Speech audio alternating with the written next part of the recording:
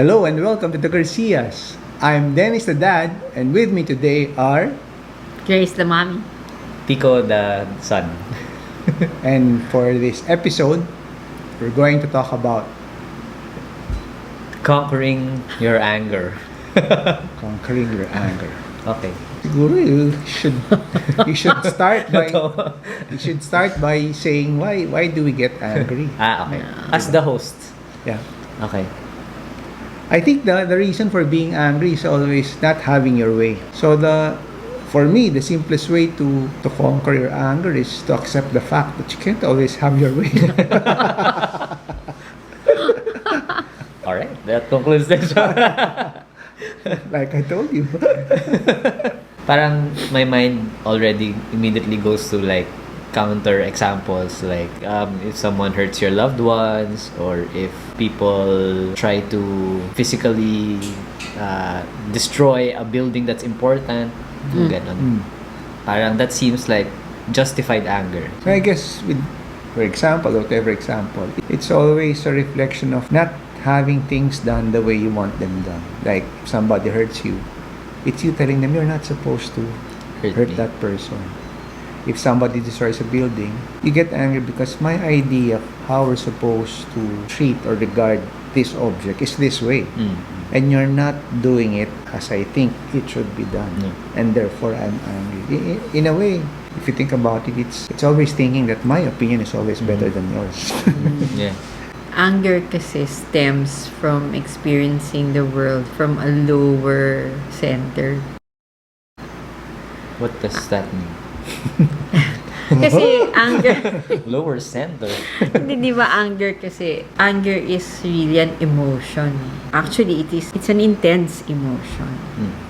And when you are under an intense emotion, you're experiencing the world from the limbic portion of your brain, di ba? Parang from a lower center. From the center of emotion. From the Primitive center, centers, from a parang primitive ganon. center. And that's why it's always a great parang beeping sound. It's like a warning to you that you are not operating from the higher part of your brain, which is the cortex, di ba? So what you're saying is that if you were more in control, anger should not have any place in your life.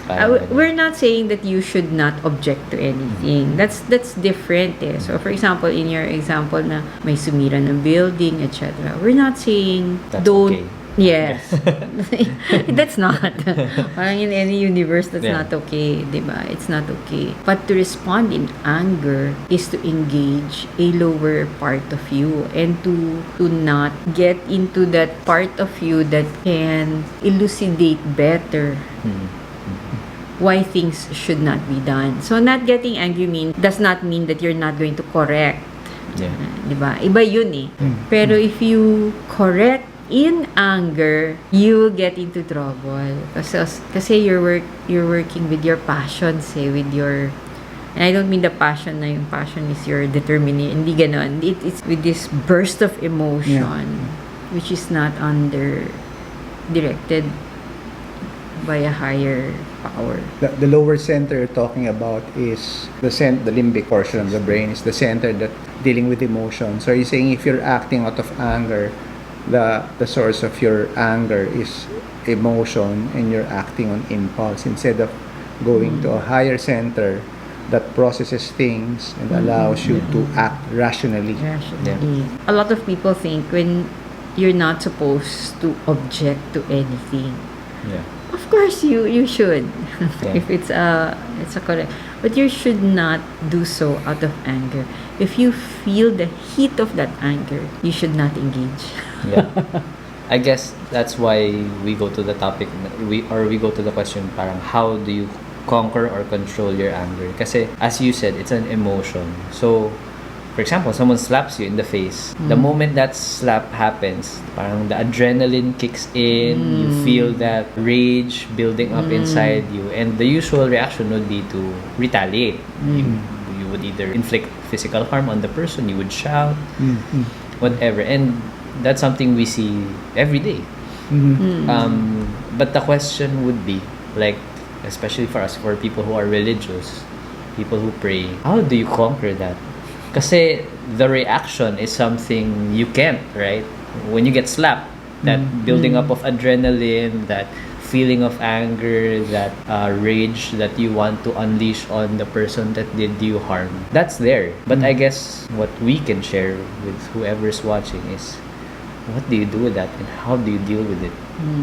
I would have to quote the famous lay preacher by the name of Odi Romance.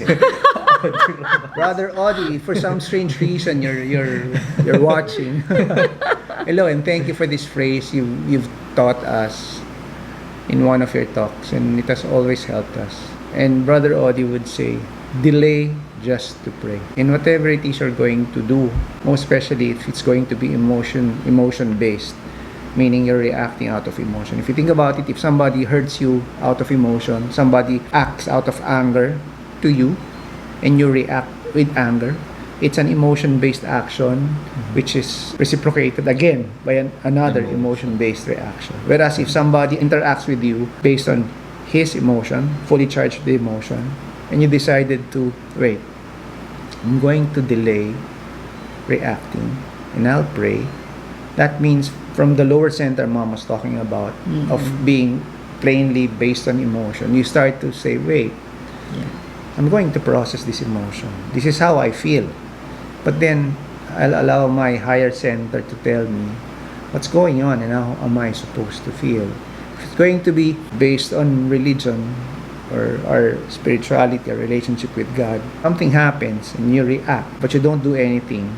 You delay to ask God and say, Lord, what's happening? I feel bad about what's happening, but what is really happening? That slap really hurt me on the face. You know, that would look funny if somebody slaps you in the face and then we say, as we're saying right now, rationally, you stop and then you wonder. Like they say, it's like a dog being given a new dish and you stop and wonder, what just happened?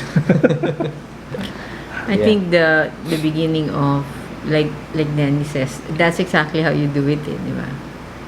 But you're not gonna start doing that when in the heat of the moment. So the way to control anger really is to get used to praying when you're not angry. Kasi whatever you do, sabi nga nila, di ba, your training kicks in during times of pressure.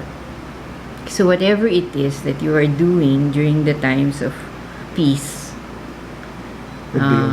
naturally kicks in. That becomes your first impulse then when the trials come.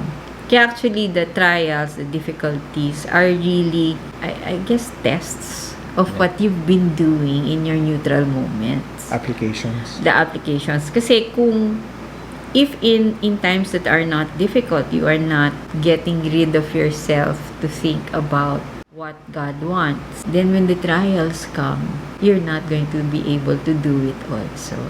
With what you're saying, I feel like it's like when a soldier trains in combat, so that when war comes, the training kicks in and he's able to fend off enemies. Parang conversely, in my mind, when dealing with anger, it feels like whenever someone inflicts something on me and I feel anger building up, in my head it's like I have my own sword and I'm ready to slash that person back. But when I do pray, what God tells me is, do not unsheath your sword. Yes. And if I didn't pray, I would do what I wanted, diba? Wala kang pag-asa. Pero with God's help, the sword remains in place. in place. But Mom is saying is you will not be able to do that unless you've gone into the habit of always doing it, or you've gone into the habit of always asking God. In scripture it says, faithful in little, faithful in much. It's no different from parents wondering, why didn't my child tell me that he had this big problem? But the question is your child able to talk to you about the simplest nonsensical things as what's on TV, what's for breakfast, where are you going, time are you coming home? If in the simple things the child is not able to talk to us as parents, how do we expect them to come to us in the big problems that would really matter or really affect their lives? So it's the same with our relationship with God. If we expect ourselves to be able to, at the time, at the heat of the moment, call on God, we should have been able to develop that habit of always talking to God in the simple, minor, seemingly insignificant things. Actually, prayer is, like we always say, it's actually going to the executive center. Coming to the Lord always brings out your best self. And as you see anger, lalo na for people who are repeatedly angry, in the spiritual world, that's a sign of extreme weakness. Kasi sabi nga sa X-Men, you cannot bear. Ano ngayon? You must bear their pain You without cannot breaking. bear the pain without breaking. Anger is actually breaking. A truly courageous soul can have much sorrow inflicted upon her or him and is able through prayer to bear it. Diba, anger kasi is something that you cannot contain within yourself because it's so huge. That fire is so huge. You do not have enough character to keep it in. So the best way to relieve oneself is just to explode to the world. To dump it to somebody To else. dump it. And then wonder, I always say, syempre, hindi ka nagalit kasi nilabas mo eh. Nilipat mo na sa iba. Nilipat mo na sa iba. So now, when after you have said it, you ask the question, ay, ba't galit ka? Kasi you are not big enough to bear the pain without breaking. That's why I don't think anyone can do that without going to God. Ang naisip ko nga ay, what actually happens when you pray is, you not only bear the pain, but you also share it or give it to God. So in a way, parang nalabas mo siya, but Nalabas mo not siya. in the physical, external world, but Yes. right, in your mind to God. You're able to give it to a person who can bear it Yeah. even more. And you expand your capacity to be able to share the world's pain. I guess when you give it to God, when you dump it to God or on God, what happens is you give it to somebody who's able to replace it with something positive. Yeah. Because sometimes if we just dump our anger on people, we get some sense of relief, diba? Yeah. You feel a little better. Better. Pero when you keep doing it, you feel like it's not good to be angry. You realize it's not good to be angry. Kahit na ibuhos ko sa ibang tao, don't Yes. feel good eh. And I guess that the habit of always getting angry, it gets to you and you feel like I'm not becoming a better person when I become angry. When you delay just to pray, when you turn over your anger to God, it's replaced by something. I don't know if you could identify what that something is. It's replaced by something that makes you feel better and makes a better person. So when you feel the emotions building up, you have to go immediately. You have to go at the first I think negativity. And it's not just anger, it's with any negative emotion, right? Even with depression or fear. It's the same motion. Once it starts building up on you, you have to go at once. You have to go.